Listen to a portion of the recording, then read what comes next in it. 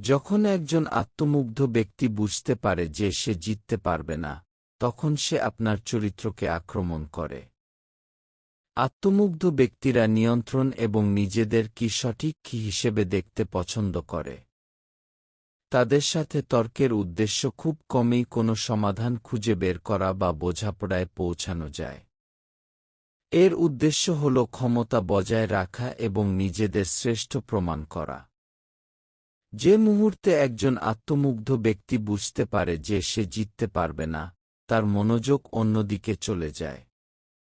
তথ্য এবং যুক্তির আর কোনো মূল্য থাকে না, আপনার চরিত্রই তাদের লক্ষ্যবস্তু হয়ে ওঠে। এই আক্রমণটি একটি চিরায়ত আত্মরক্ষার কৌশল। তারা যে ভুল করেছে বা নিয়ন্ত্রণ হারিয়েছে, তা মেনে নেওয়ার পরিবর্তে একজন আত্মমুগ্ধ ব্যক্তি আপনাকে হেয় প্রতিপন্ন করার চেষ্টা করবে। তারা আপনার কথাকে বিকৃত করতে পারে, আপনার কথিত দোষগুলোকে অতিরঞ্জিত করতে পারে, বা এমনকি তাদের পক্ষে অন্যদেরও জড়াতে পারে। আপনার চরিত্রকে আক্রমণ করে, তারা নিজেদের আচরণ থেকে মনোযোগ সরিয়ে নেয় এবং আপনাকে সমস্যা হিসেবে উপস্থাপন করে।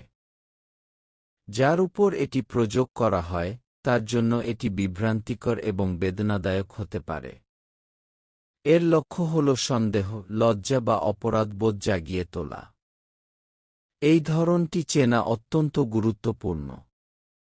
একজন আত্মমুগ্ধ ব্যক্তির আপনার চরিত্র নিয়ে আক্রমণ আপনাকে কেন্দ্র করে নেয়।